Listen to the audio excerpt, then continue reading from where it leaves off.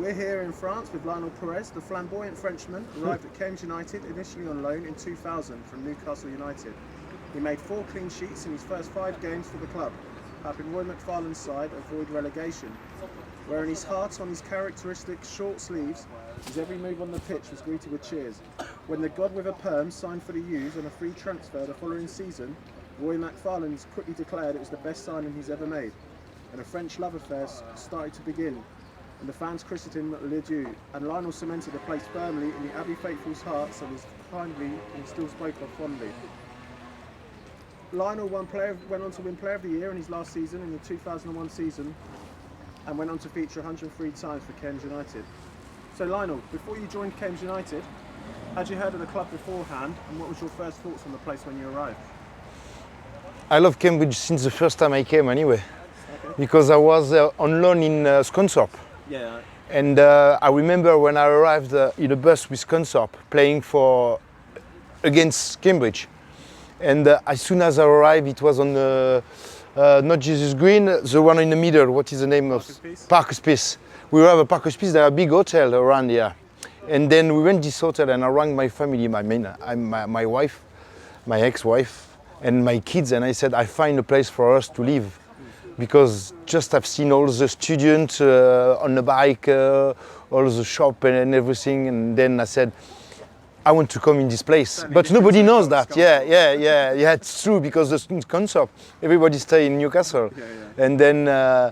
And then we played, and I said I need to make a great game, because I want to come and play and play for this team and live in this area. It's amazing. It's exactly what I was expecting for me and my family. So you fell in love with Cambridge as soon as I arrived with Scunthorpe. And it was like, for 1 hour I talked with my wife and my kids and telling them how it was unbelievable here.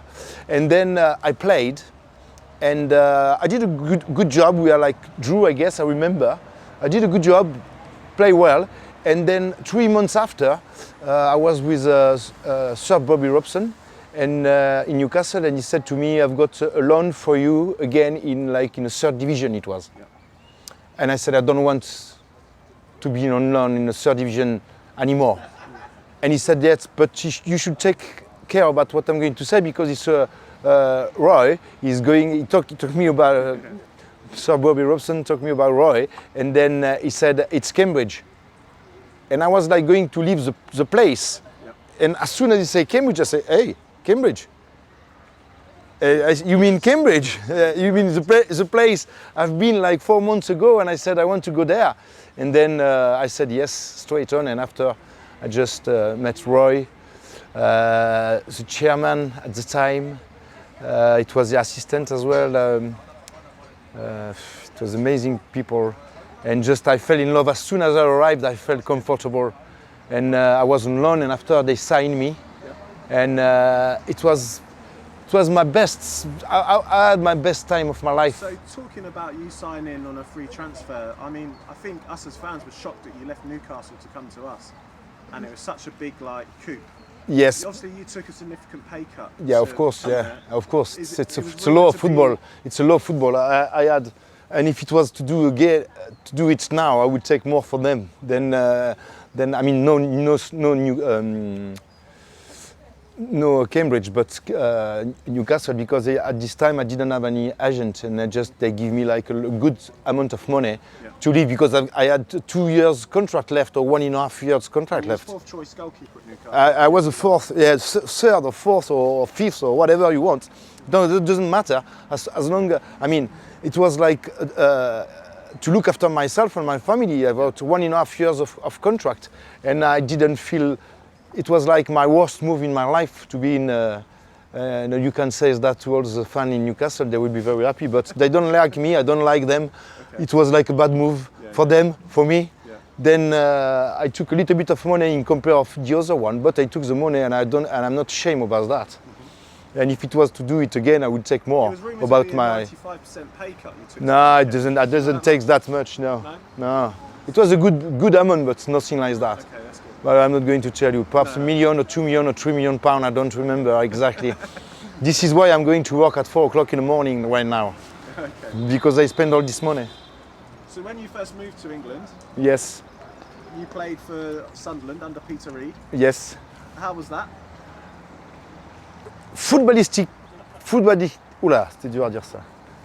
Alors, in the level of football, it was my best moment in my life, footballistically talking, because I played for in front of 40,000 people. I played in Roker Park, and after the first game in Stadium of Lime, yes, it was amazing. We played in Wembley, which was like my worst souvenir of football, and in the same time my best, because it was in Wembley, and but it was the worst one because we shouldn't lost this game, and I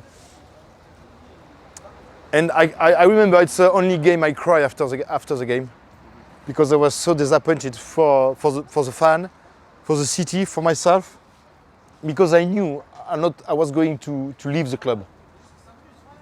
I mean, it was like I was end of contract, and Peter Reid was like make me like waiting to speak for another contract and everything, and he said, "Well, we will see," and he tried to winning time, and I felt that, and I knew as well after, but I felt that if we were winning this game, I was perhaps still in Sunderland with another goalkeeper, perhaps, but I will sign a contract over there. And the day after we lost in Wembley, I received a letter from the factor, then from the letter post. They said I was free to move. And the day after, I received a phone call from Kenny Dalglish telling me if I wanted to come to Newcastle. And I said, shut up, me. I said, it's a fantastic place here. I live in Pontyland. I live already like in the right place.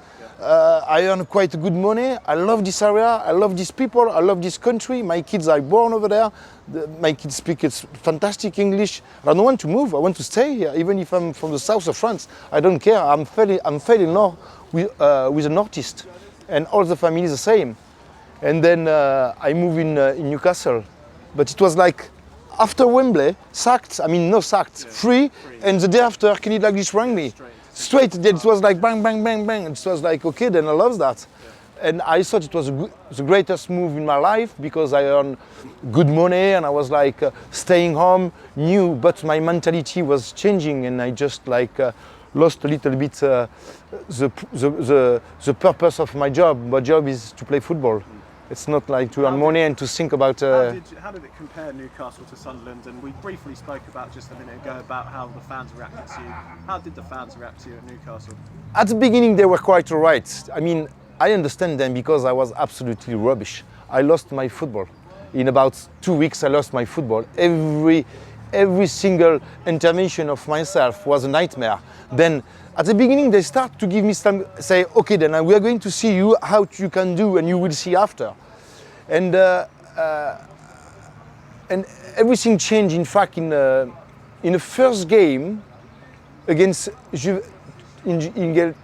Juventus of Turin, La Juve, before we start the new season, I played the second half-time game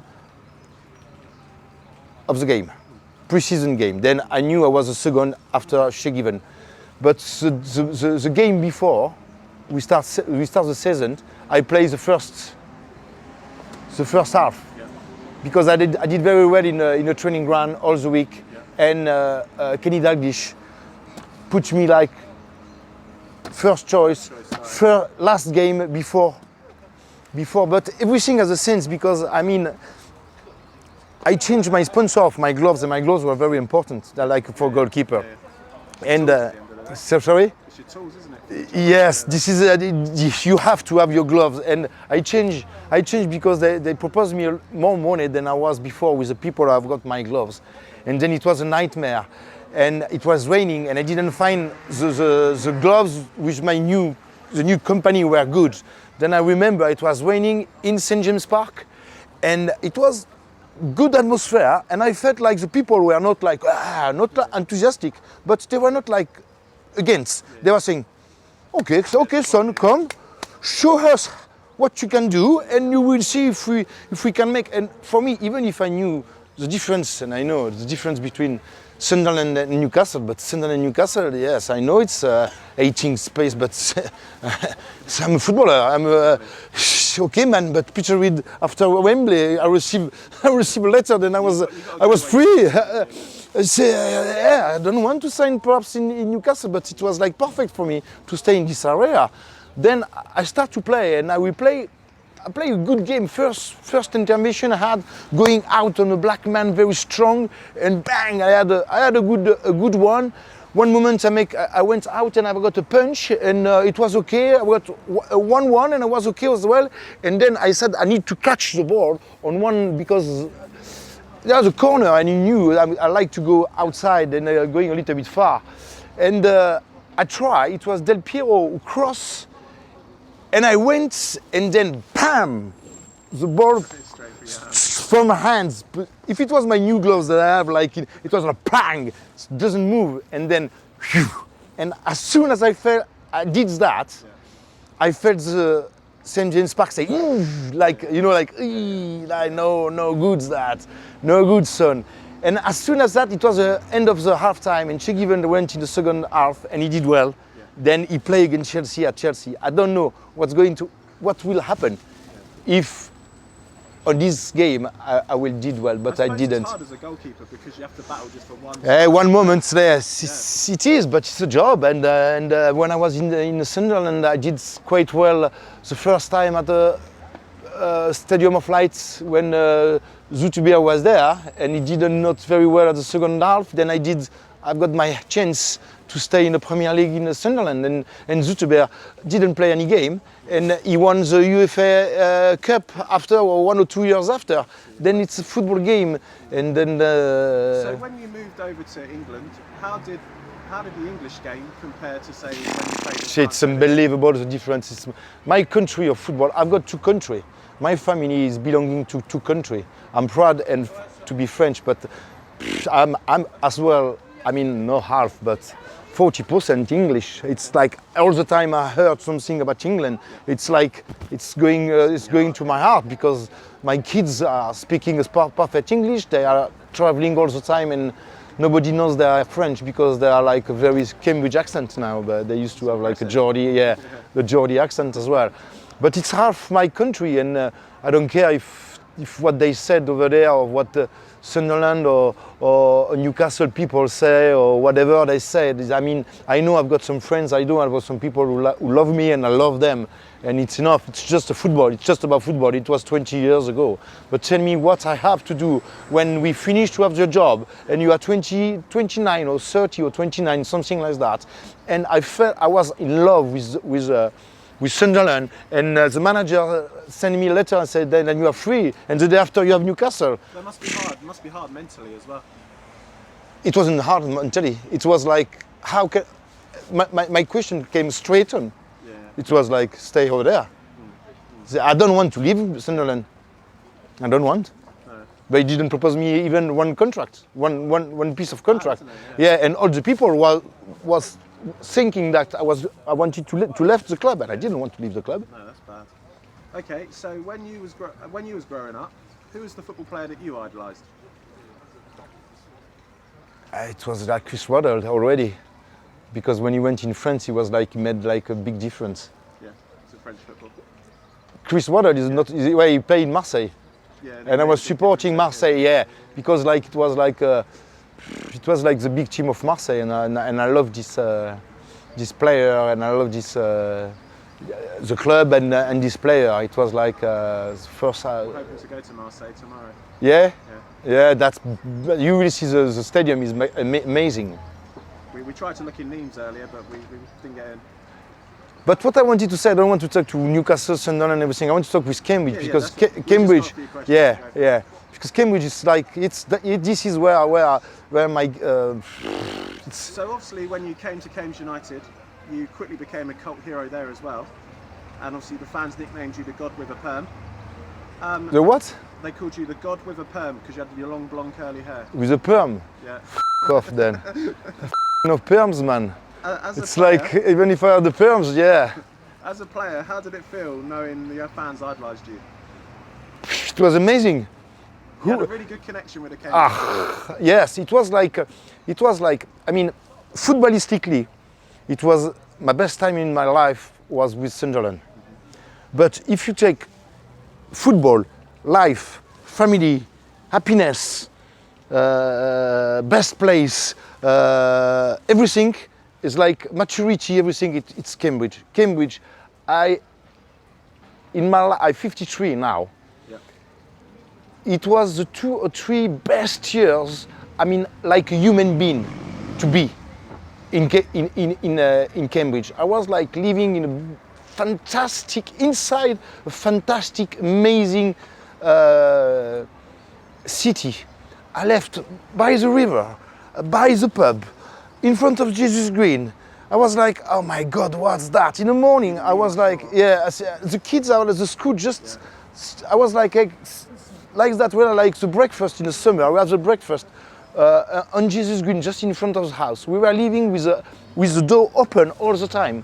I was thinking, every time I went out, I was thinking, how the hell I am going to do it in this beautiful house, because I came from like a average level of people in France, and it was like football came like in my life just like that. And it was like at my highest happiness. Football, family, place to be, it was in Cambridge. I will never forget Cambridge. It was the place I wanted to be, to stay. I wanted to the second time I cry as well. Second time I cry is when we have the last game, and then we are safe, and then I've got 2 years more contracts following. It was on my contract, and I was like, put under pressure, because I knew my family were there. I knew I was carry on to fight for my color, which my color was United. And I had some fantastic people over there, guys like Ali. Ali is, yeah, it's still, I've still him on the phone. It's amazing man, unbelievable man. There are some people you don't know as well. Yeah, Paul Putwen is one of my friends as well, and his daughter she's my goddaughter now. Okay. Then I've got a connection, because as well I finished my career, I break my legs, and I was still living in Cambridge, and I built a new part of myself. Yes, when I was teenager, and I built a part of myself, a personal trainer as well, which I did, and I trained some people from Cambridge, which one of them was Paul Putwen as well. Then Paul Putwen, Ali, were some people who were very important for me, and they were like a part of my life. My kids don't know them. Yeah. The kids grow up, they are still on Facebook and everything. It's really a part. Friends, don't they? Sorry? Like they become like lifelong friends then, don't they? Yes, they're like, and I've got my friends from, I've got the connection, my friends from Newcastle, which I rent his house when I arrived. I am his, how do you say, after I become the, for the wedding, the best man. Yeah. And he was in Dubai, and I went in Dubai too, and I was his best man for his wedding. Then I'm a best man for him. I've got godfather for daughter of my friends. I've got Ali, which is still my friends and very important, which I've got a lot of connection. And the kids as well, my proper kids, my oldest kids, they felt like they are English. They are French. And don't tell me like I didn't say anything. They are French, but they are English as well. And they grew up in England. She arrived, one of them, Cassandra, she's born in Newcastle, she's a Geordie. Okay. And the biggest one, she arrived, she was 3 years old. And they felt like they belonged to this country as well. Yeah. And then they obviously enjoyed growing up in Cambridge as well. Of course, but as soon as they've seen someone, for example, whatever they are, when they see some English people, they feel like they speak with people from their country. Okay. That's cool. So, which I'm very proud about that. Yeah, that's really good as well. Yes. And the people need to know as well in England that I love England, and they are not like we are not like saying like English, or it's like, and there are plenty of people. I am one of the best ambassadors of England in France. That's good. That's what we want to hear. Yeah. What's your favourite memory of playing at Cambridge? If you could pick, say, one, maybe two different memories. It was, every game was a fantastic game. I had I don't have one of the game. I just have the sensation of belonging to something and feel like you are very influential in a team. Yeah. And with Roy, with John, I had the feeling that they gave me a little bit like a player, the freedom and the power as well to give me some importance inside the team. Yeah. To build some aggressivity, because even if I'm French, I'm a fighter, yeah. And they wanted me to have that, to bring some aggressivity and some. You definitely done that, I think. Sorry. You definitely done that. Yes, I think so, because when sometime I heard about some people, they feel I was like very influential, like a man like. I played with Cambridge, the ginger one. What's his name? I forgot. Dave Kitson. He did some very nice stuff on me. Then I was quite happy to read that, because some people from England told me that he said that, and I was quite happy. And I hope I'm going to see this ginger, because we were laughing all the time after every game. I said to him, what they said today to you, there's something new, or just a ginger or ginger prick or ginger or whatever, but have you got a new insult or something, like give us a little bit of laugh? And he said, no, still the same Lionel, still all the same. So you two were like the battle of the hairstyles. Yeah, that's true, but I was a little bit older and perhaps a little bit tough. Then nobody wanted to tell me anything about my haircut inside. You was a big character in the dressing room. I think so, yeah. Now when you are inside, you don't think about how is your influence or not, but when you are older, you can. You think back. Yeah, you have like a feedback, and just you heard some people talking about you, and I'm not like reading everything about myself. So what was it like playing under Roy, and then what was it like playing under John? It's a good one, that. Sorry, John, but Roy is my Roy make me. He is a man who trusts in me, yeah.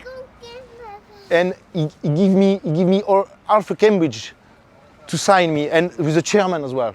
Roy and the chairman, I forgot his name. The chairman at the time. I can't remember now, to be honest. A big one, builder. Reg Smart. He was a builder, and he was chairman for us all right. With Roy? I think under Roy? Maybe Roy, yeah. Find me something, then I can say something nice, and you can say, because if you say in that, he's not going to be very happy. But these two people, then Roy is respect. Roy is my. He gave me. He trusted in me. He wanted me. He wanted me to sign me, and I was the best. And I was even if Newcastle gave me like quite a good amount of money, they give me like the best salary as well.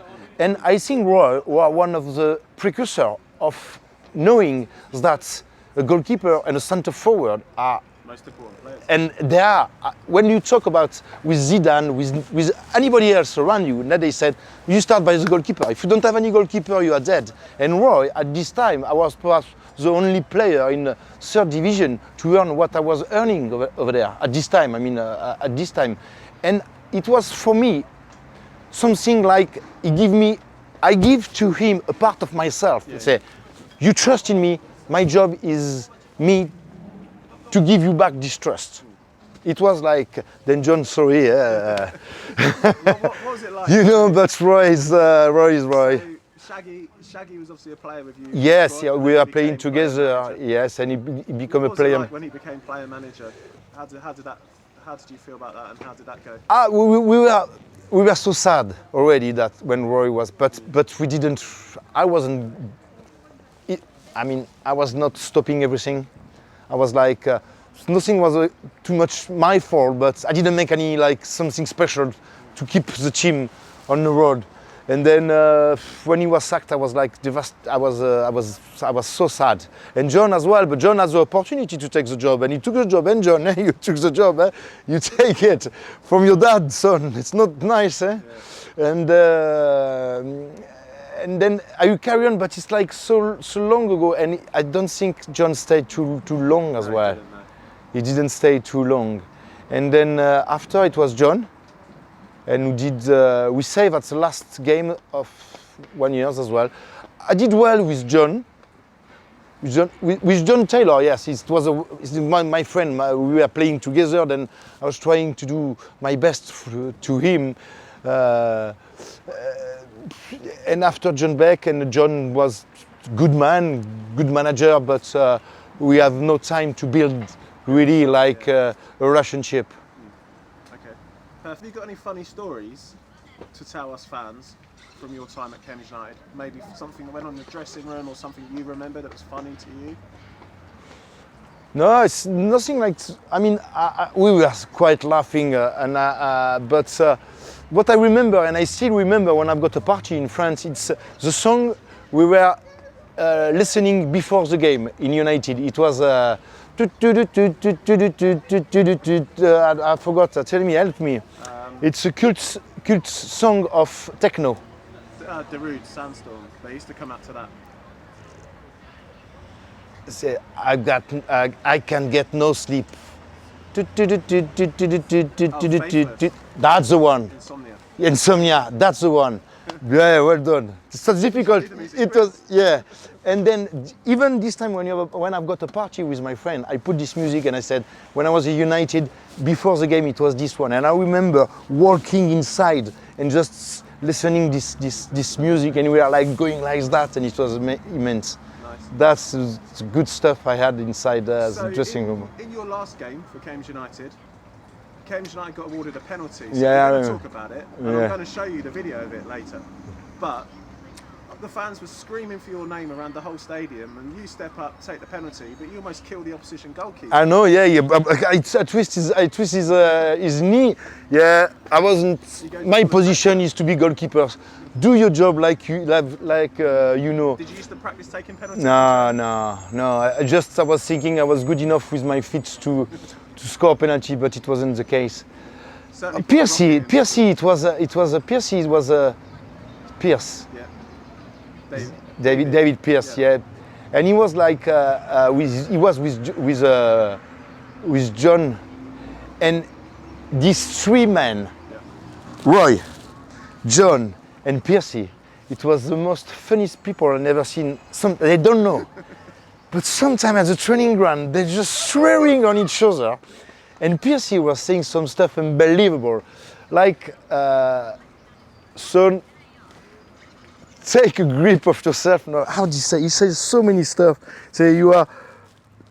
I say one stuff. I say, son, pay peanuts, get monkey. And he has, yeah, he has plenty of stuff. And one moment we have like, I forgot. Sorry, my friends. We have a ginger one in the middle, small guys, good player. And one moment Piercy said, son, you are a poor show. you are poor, yeah, poor scores. And he was like, every time, but nobody knew because I need the time to just took the information, translate the information, and understand but Piercy was one of the men.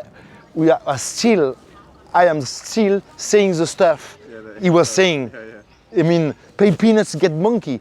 It's like I say that all the time, even today, with my kids, with my everywhere. I say. It's like a memory in your head. It's a memory. And he has the little bit of North accent, and you say, pay peanuts, get monkey. Yeah. Okay, so we've talked about Cambridge. So what do you think makes a good goalkeeper?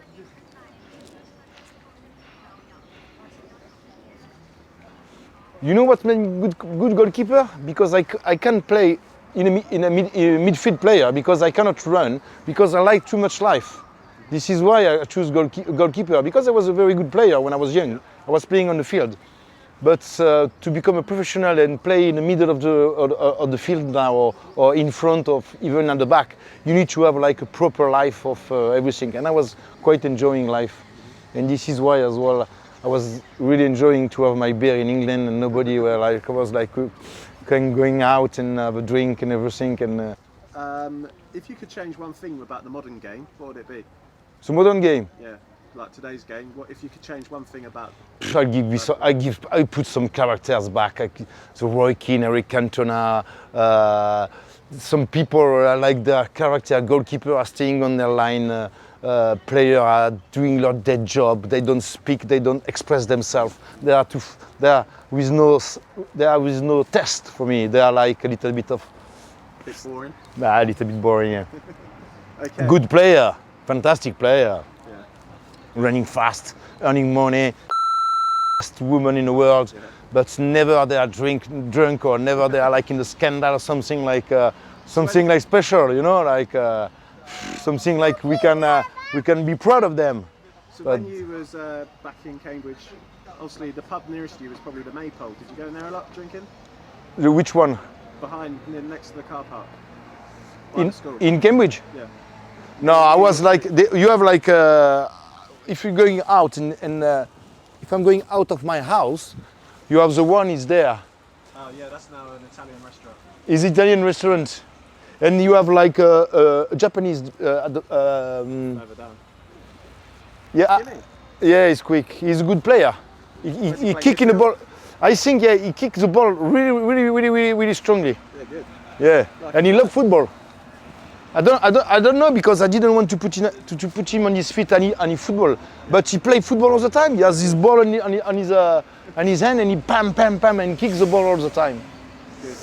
Yeah, I remember quite a little bit of party in Cambridge. We have like a good time, but like it was like sensitive, Yeah. nothing like, but good Sensible, party. Sensible but good. Yeah, sensible, very good. Yeah. So who's the best player you've played against, would you say? Against or with? Against.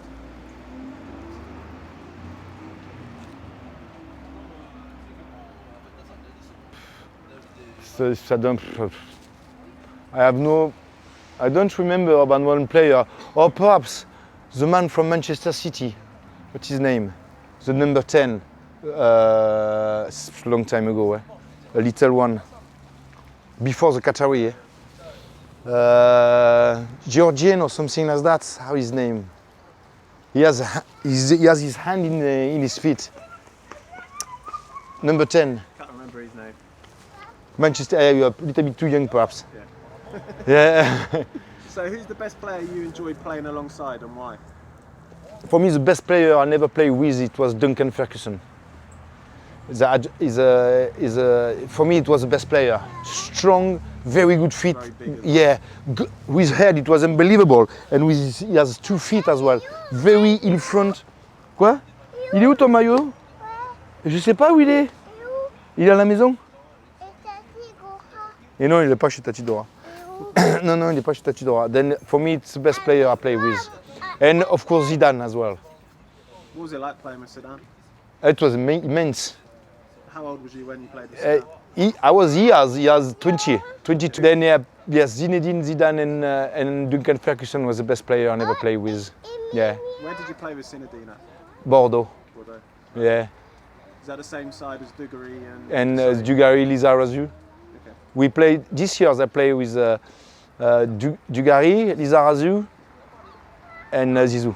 They are the 3 we play in the same in the same team. Oh, wow. Then it was quite not a bad. Bordeaux were good that year. Yes. And the man who picked up me from Nîmes, because when I signed to Bordeaux, it was from Nîmes to Bordeaux. And when I signed to Bordeaux, it was Zizou who came and picked me up, and we are neighbors for years, and it was a very good friend of mine. Okay. So obviously after Cambridge, we saw you at Stevenage as goalkeeping coach. Yeah. Obviously you're not doing anything with football at the moment. What are you doing with yourself these days? I'm working in a factory. Okay. And then I'm working like a normal man, and I start on a Monday, finish on Friday, and but my life is fantastic. I love my life. I had a fantastic time when I was a footballer. I earned a lot of money. I spend a lot of money, and now I don't cry on myself. I just go to work, and it's all right. Nothing wrong with that. Yeah, good. And then I've got a new kids now, a little one. Yeah, we're seeing him here. Yeah, Anton Perez. Yeah, son of Lionel Perez. Good player Yes. in the making. Voilà, Zarine. Okay, so Lionel, do you think you'll ever get involved back in football? Do you think? Have you got any coaching qualifications? I can